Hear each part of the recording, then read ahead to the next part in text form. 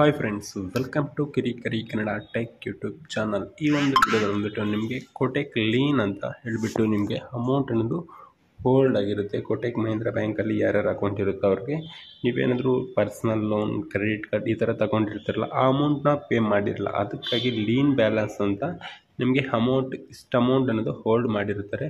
ಕೆಲವರಿಗೆ 1000, ಕೆಲವರಿಗೆ 200, 300 ಈ ಥರ ಡಿಫ್ರೆಂಟ್ ಅಮೌಂಟ್ನ ಹೋಲ್ಡ್ ಅನ್ನೋದು ಮಾಡಿರ್ತಾರೆ. ಕೆಲವರಿಗೆ ಯಾವುದೇ ರೀತಿಯಂತಹ ಡೂಸ್ ಇರಲ್ಲ, ಕ್ರೆಡಿಟ್ ಕಾರ್ಡ್ ಇರಲ್ಲ, ಪರ್ಸ್ನಲ್ ಲೋನು ತೊಗೊಂಡಿರಲ್ಲ. ಆದರೂ ಕೂಡ ಈ ಲೀನ್ ಬ್ಯಾಲೆನ್ಸ್ ಅಂದ್ಬಿಟ್ಟು ಕೆಲವು ಅಮೌಂಟ್ ಅನ್ನೋದು ಹೋಲ್ಡ್ ಮಾಡಿರ್ತಾರೆ. ಈ ಹೋಲ್ಡ್ ಆಗಿರುವಂತಹ ಅಮೌಂಟ್ನ ಯಾವ ರೀತಿ ನಾವು ರೀಫಂಡ್ ಮಾಡಿಸ್ಕೋಬೇಕು ಎಂಬುದನ್ನು ತಿಳಿಸ್ಕೊಡ್ತೀನಿ.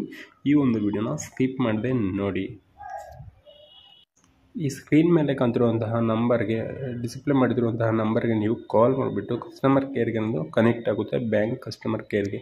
ಅವ್ರಿಗೆ ಕಾಲ್ ಮಾಡಿಬಿಟ್ಟು ಈ ರೀತಿ ಎಕ್ಸ್ಪ್ಲೇನ್ ಮಾಡಬೇಕು, ಈ ರೀತಿ ಅಮೌಂಟ್ ಹೋಲ್ಡ್ ಆಗಿದೆ ಅಂತ ಎಕ್ಸ್ಪ್ಲೇನ್ ಮಾಡಿದರೆ ಅವರು ವಿತಿನ್ 1 ಡೇ ಒಳಗೆ ನಿಮ್ಮ ಪ್ರಾಬ್ಲಮ್ ಅನ್ನೋದು ಸಾಲ್ವ್ ಅನ್ನೋದು ಮಾಡ್ತಾರೆ.